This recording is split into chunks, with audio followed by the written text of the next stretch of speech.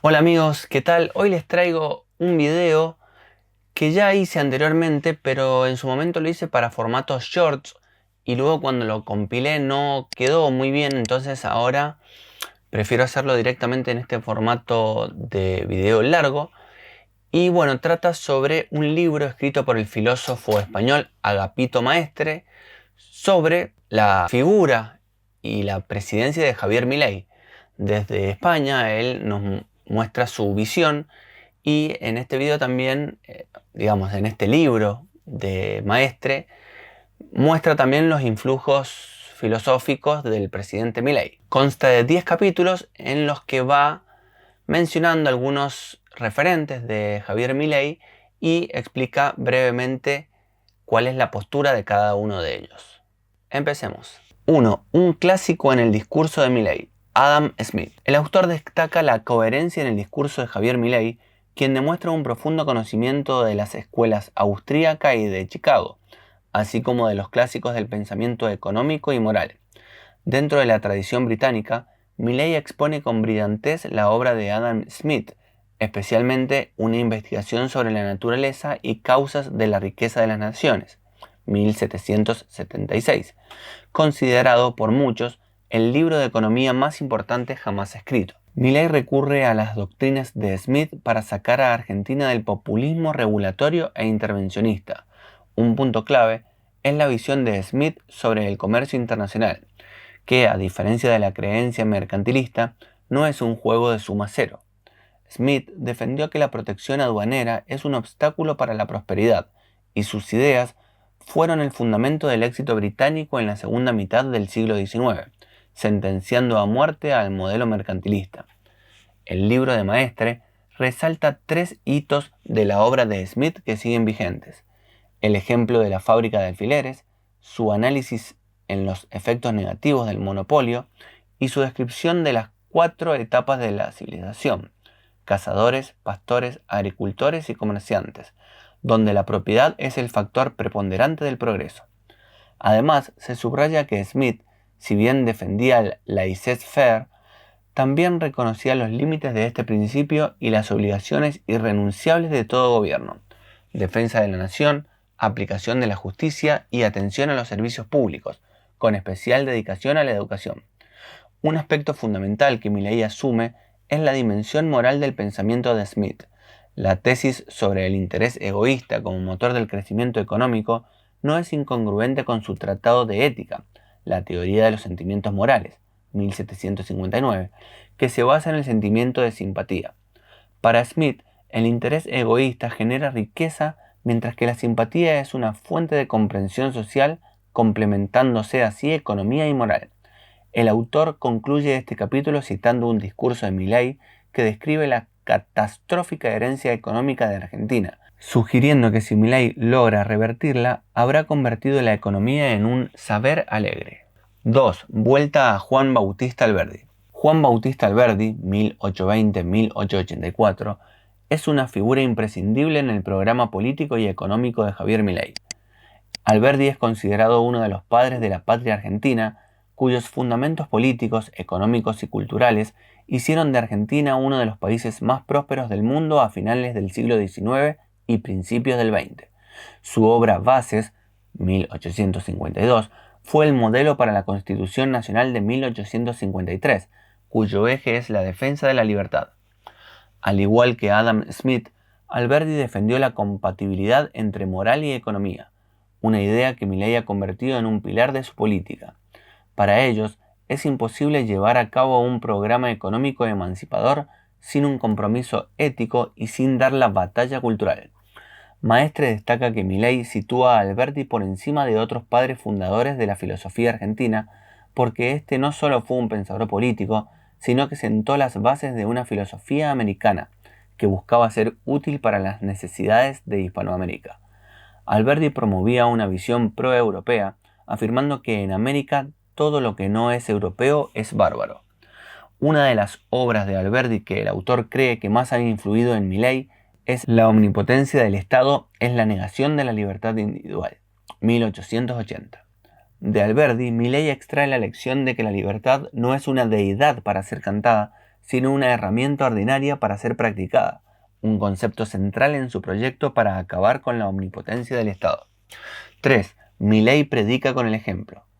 Este capítulo se enfoca en la coherencia moral y política de Milei, ejemplificada en su decisión de viajar en un vuelo comercial al foro de Davos, ahorrando una suma considerable a las arcas públicas. Este acto lo alinea con la tradición intelectual de sus maestros como Adam Smith, Ludwig von Mises y Friedrich Hayek, quienes no desligaron la economía de la moral y defendieron sus ideas con su trayectoria vital. El compromiso de Mises y Hayek por erradicar la pobreza es un objetivo que Milei comparte. El autor contrasta la valentía moral de esta tradición con la de sus oponentes. Mientras Mises fue perseguido por oponerse al nazismo, Keynes, en el prólogo a la edición alemana de su Teoría General, 1936, afirmaba que su teoría era más fácilmente adaptable a las condiciones de un Estado totalitario. El capítulo concluye afirmando que el discurso de Milei en Davos fue fiel a la idea de Mises de que ideas y solo ideas pueden iluminar las densas tinieblas. 4. El camino hacia la libertad de Milei y Hayek. La tesis central de Friedrich von Hayek, clave para entender a Milei, es que la abolición del mercado constituiría el camino de la humanidad hacia la servidumbre. Esta idea se contrapone a la de pensadores como Adam Ferguson, quien en el siglo XVIII argumentaba que el mercado mismo podría ser una vía hacia la esclavitud. El libro de Hayek, Camino de Servidumbre, 1944, es fundamental. En él se critica el totalitarismo y se argumenta que la sociedad capitalista es moralmente superior a cualquier otro sistema. El autor recuerda la leve y alevosa objeción que Keynes le hizo a Hayek en 1944. Si bien estaba de acuerdo con el libro, le reprochaba que no indicara dónde trazar la línea para la intervención estatal, convirtiendo el debate en uno de orden moral más que económico. Milei, según Maestre, reconoce el problema moral pero no aceptaría las teorías económicas de Keynes, pues considera que nadie ha visto tan bien como Hayek los peligros del intervencionismo. La obra de Hayek es un combate contra la planificación estatal, que se basa en la ilusión de poder determinar el sentido de la existencia social. Frente a esto, Hayek postula el hecho fundamental sobre el que descansa la filosofía entera del individualismo: la imposibilidad de que una sola mente abarque la infinita variedad de necesidades de las personas.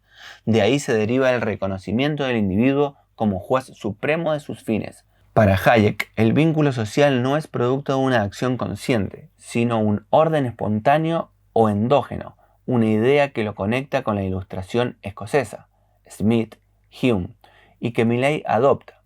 Para Milei, el totalitarismo, peronista, bolivariano, etc., es una rebelión zurda contra este orden espontáneo. 5. Von Mises y Milei contra la mentalidad anticapitalista. Ludwig von Mises es otra figura decisiva en la formación de Milei. Su libro La teoría del dinero y el crédito fue fundamental para que Milei desmontara los argumentos de Keynes. Sin embargo, la mayor influencia de Mises sobre Milei no es solo teórica, sino también su espíritu combativo y su estilo pedagógico. Milei, al igual que Mises, ha soportado con estoicismo preguntas absurdas en su labor de divulgación económica.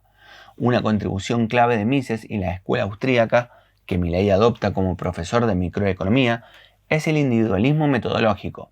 Los conceptos macroeconómicos deben basarse en el comportamiento de los individuos, microeconomía.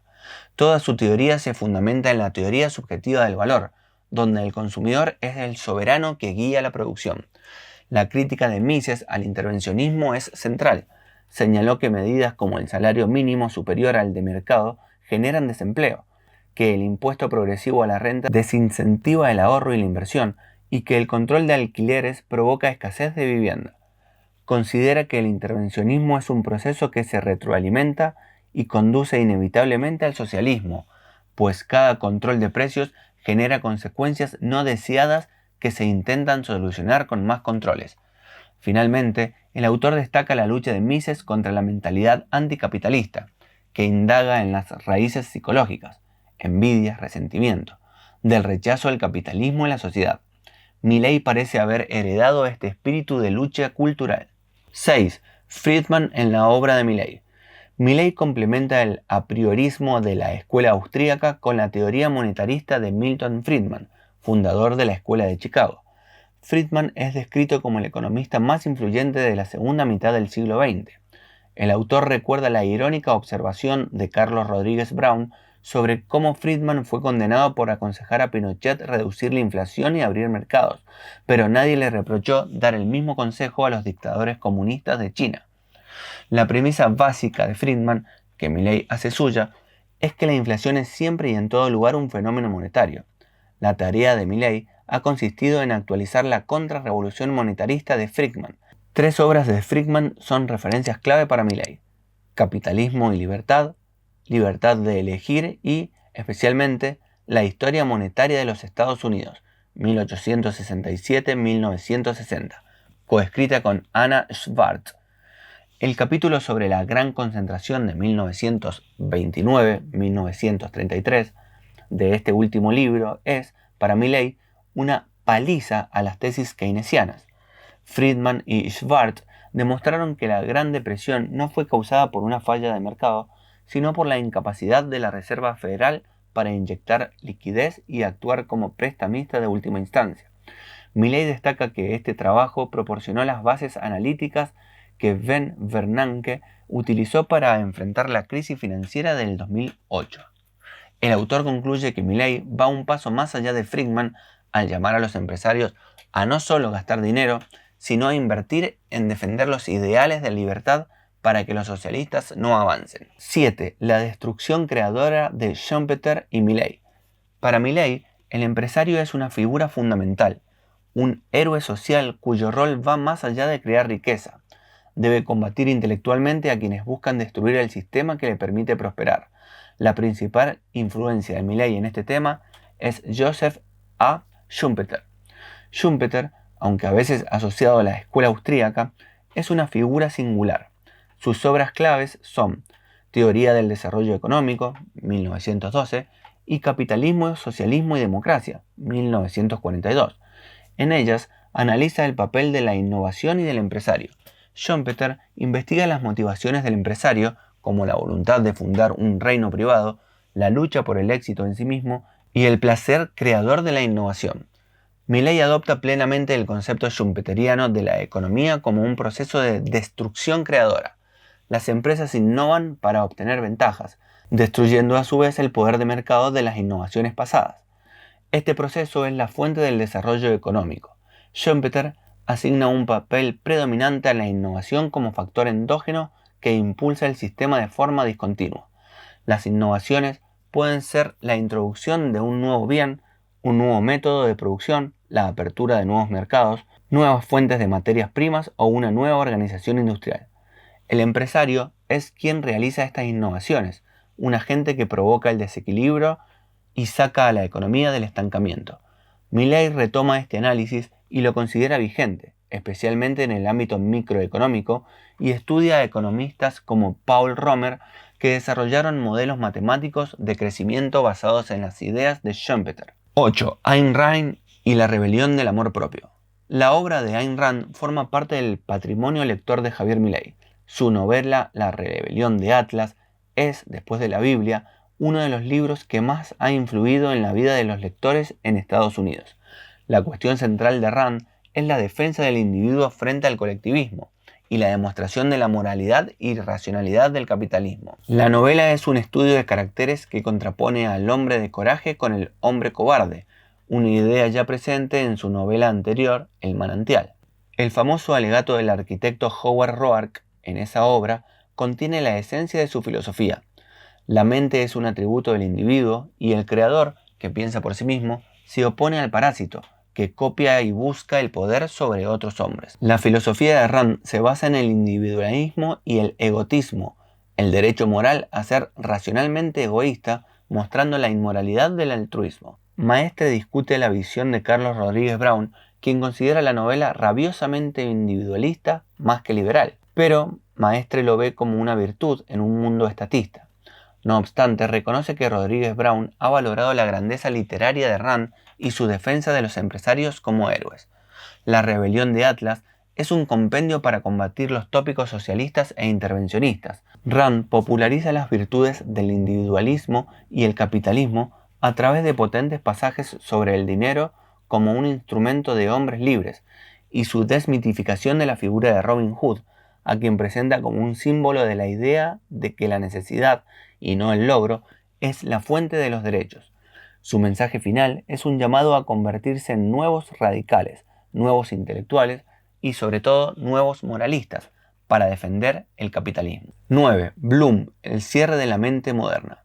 El libro de Alan Bloom, El cierre de la mente moderna, 1986, ha influido en el acercamiento crítico de Milley a las sociedades occidentales. La obra diagnostica la bancarrota de la educación universitaria, dominada por la falsedad y la inautenticidad, y que ya no promueve el autoconocimiento. La pregunta central de Bloom es si es posible la liberación a través de la educación o si estamos condenados a vivir en la caverna platónica. Bloom argumenta que la universidad ha sido devastada por el nihilismo, el existencialismo y el relativismo importados de Europa, creando una juventud incapaz de comprender el pasado. El resultado son almas sin anhelos, jóvenes con cuerpos perfectos, pero almas vacías que desconocen el significado del amor y la amistad. El autor menciona la novela Ravelstein de Saul Bellow como una guía indispensable para entender la vía y el pensamiento de Bloom, quien era un espíritu libre dentro de la academia. La solución que proponen tanto Bloom como su maestro, Leo Strauss, es un retorno al pensamiento clásico, especialmente a Platón, para restaurar el espíritu crítico desaparecido en Occidente. Para Bloom, la educación liberal es una educación para la libertad, dedicada al estudio de los grandes pensadores del pasado para seguir siendo civilizados. 10. Revel, un pensador políticamente incorrecto, un filósofo. El último capítulo es un homenaje al filósofo liberal francés Jean-François Revel, 1924-2006, un pensador que, según Maestre, habría disfrutado el triunfo de Milley. Revel es presentado como un filósofo insurrecto, heredero de la tradición liberal de Montaigne y Tocqueville, y del ensayismo combativo de Voltaire y Diderot. Revel se caracterizó por su vasta cultura y su diálogo constante con las culturas hispánica, italiana y anglosajona, siendo un modelo de escritor ilustrado. Su obra es una crítica sagaz a la ideología y a la falsificación de la realidad. Su libro El conocimiento inútil comienza con la frase: la primera de todas las fuerzas que dirigen el mundo es la mentira. Fue un pensador limpio en el debate, que valoraba los hechos por encima de los sistemas de pensamiento.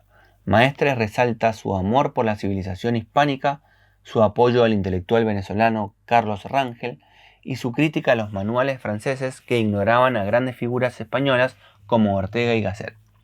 Revel fue un crítico implacable del periodismo y de la llamada prensa seria.